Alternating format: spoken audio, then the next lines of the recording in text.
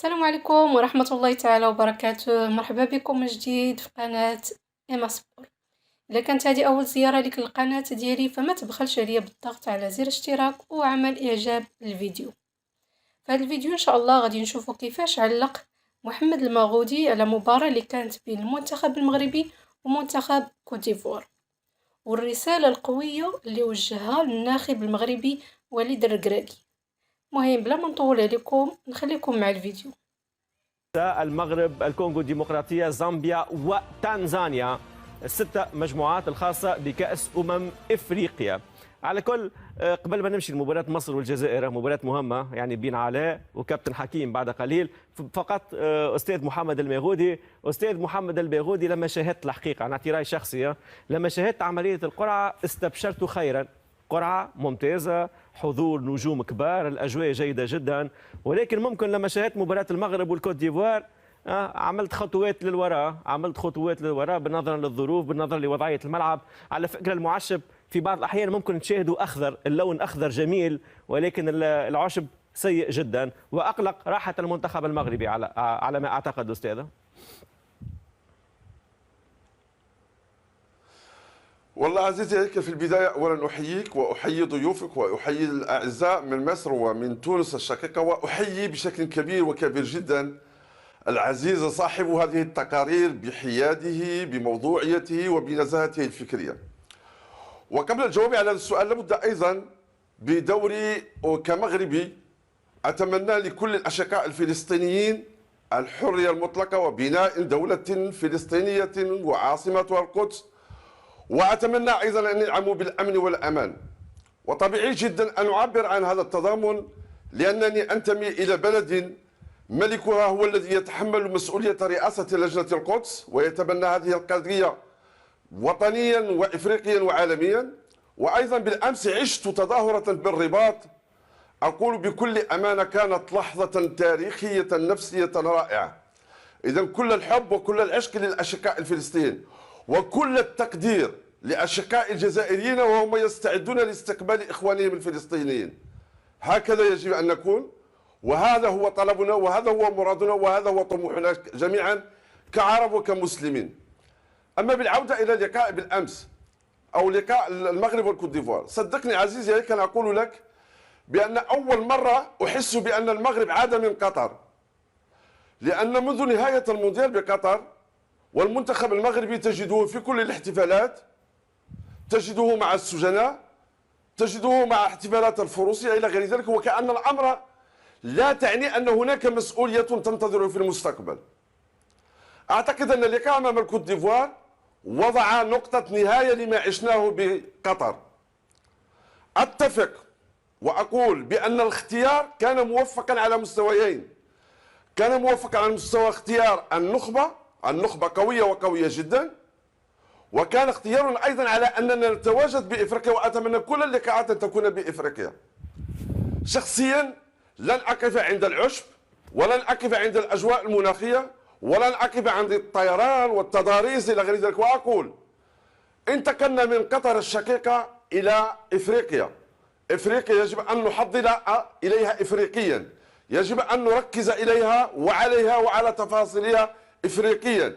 وأقول أيضا للنخب الوطني ولكل المسؤولين عن النخبة المغربية لن نقبل بأي نتيجة إلا أن نكون مع الأوائل في هذه النهائيات. واضح أستاذ محمد المغودي. على فكرة في أبيجان في ملعبين، المشكلة الأساسية هي في هذا الملعب، في ملعب فيليكس أوفوي بوانغي، هي تقريبا هذا الملعب اللي فيه نوعا ما مشاكل. على فكرة هو ملعب من الأرضية الهجينة، هذا الضغط ممكن يأثر على هدف الاتحاد المغربي. ممكن الاتحاد المغربي صعب أن يعلن هدف الفوز بكأس أفريقيا حتى يخفف الضغط، أم أنه ممكن تكون في نوع من الشجاعة باعتبار قيمة النتائج في الفترة الأخيرة، والاتحاد المغربي يعلنها صراحة أنه ذاهب للكوت ديفوار من أجل الفوز باللقب.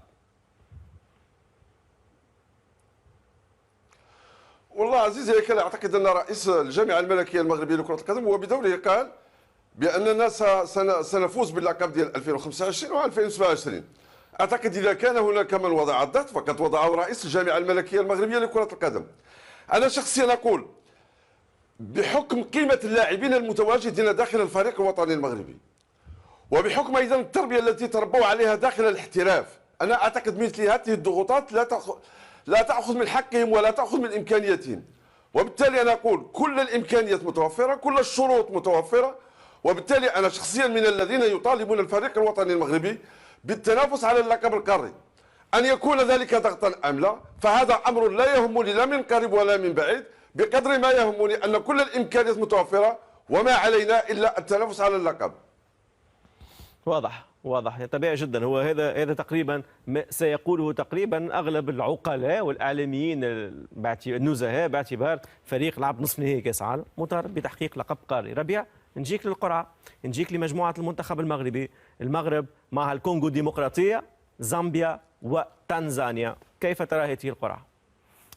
ولا اكيد يعني دائما نتكلموا على الورق الاكيد بانه ليس فقط انه يمر المجموعه لكن يتزعمها، لكن حذاري دائما الظروف المناخيه، وانت تعرف رايي في هذا الموضوع بالنسبه ليس فقط للمغرب ولدول شمال افريقيا. اذا ما استرجعت او استحضرت او رجعت الى الخلف، اعطيني افضل انجاز او فريق خارج يعني بعيدا ممكن باستثناء المنتخب المصري حقق اللقب. يعني بالنسبه لي هي دائما هذا سؤال اطرحه، اذا حتى انه هي يعني تبين العكس. نتكلموا على زامبيا اللي تصدرت في مجموعه ضد الكوت ديفوار. صحيح يقولوا الكوت ديفوار بانه يلعب مبارياته بحكم انه مباريات وديه، لكن انا شفت عكس ذلك بحكم مشاركه العناصر الاساسيه.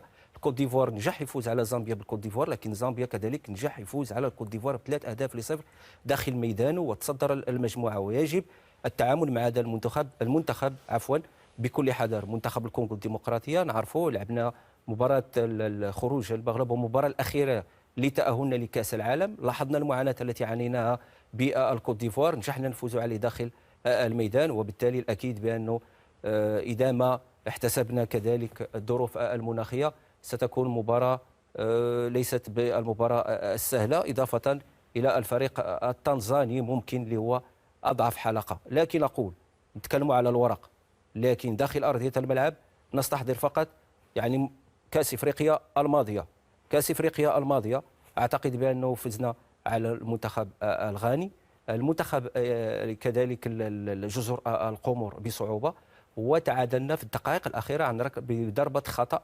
لحكيمي اللي أهلتنا أننا نتصدروا المجموعة، لأنه لو فاز على المنتخب الكاميروني كنا سوف نحتل المركز الثاني. وبالتالي الأكيد بأنه منتخب المغرب في كأس العالم في أجواء مثالية، أنا في رأيي الشخصي يجب كذلك أخذها الاعتبار بالنسبة للمنتخب المغربي لما يلعب في مباريته يعني جنوب الصحراء، وهذا عامل مهم يجب يتم أخذه بعين الاعتبار. والتصريح الأخير لوليد الركراكي وكذلك لاعب يعني حتى اسمه يعني بالنسبة لي لم أستحضره، قال بأنه الحرارة والرطوبة أعتقد بأنه كان شيء صعب أننا نتأقلم معه، وأنه عقد من مأمورياتنا على مستوى الأداء البدني. أمين حارث يعني حتى هو تكلم على عامل الحرارة وعامل الرطوبة. لهذا أقول بأن تأهلنا يعني بنسبة كبيرة، الوصول للأدوار المتقدمة أكيد بأنه سوف ننتظر كذلك أخذ بعين الاعتبار الخصوم التي سنواجهها. طبيعي جدا طبيعي جدا. ولو انه الحقيقه الاجواء المناخيه تغيرت. المنتخب المغربي لن يجد الظروف التي وجدها في كاس العالم. على فكره المنتخب المغربي حتى في المباريات الاخيره امام المنتخبات الافريقيه النتائج تقريبا باستثناء بوركينا فاسو الانتصار، مع نتحدث على الفتره الاخيره للمنتخب المغربي. صحيح. وما عرفتش اذا انت تتفق معي بالنسبه لمنتخبات شمال افريقيا، تكلم عن تونس الجزائر المغرب، واذا ما التاريخ موجود تستحضر هذه المنتخبات تعاني بحكم خاصة النموذج الذي ننهجه، تقريبا أغلب العناصر مولودة في فرنسا بظروف مختلفة وبجو منعش. اترك لي فكرة نكمل بها مع الأستاذ محمد الميغودي بعد قليل، لا تحرق لي كل الأفكار ربيع. على كل نمشي للمنتخب المصري مع كابتن. هذه كانت رسالة محمد المغودي لوليد الركراكي ولكل المسؤولين على المنتخب المغربي. بالنسبة لي كنتفق معاه، لأنه كنا بغينا المنتخب المغربي ديالنا يوصل نهائي كاس إفريقيا على الأقل، ولن نرضى بأقل من ذلك. هذا كان فيديو ديال اليوم، نتمنى ينال إعجابكم، وكيف العادة إلا كانت هذه أول زيارة لكم للقناة فما تبخلوش عليا بالضغط على زر الاشتراك باش تدعموني، نبقى ديما نحط لكم فيديوهات جديدة ان شاء الله.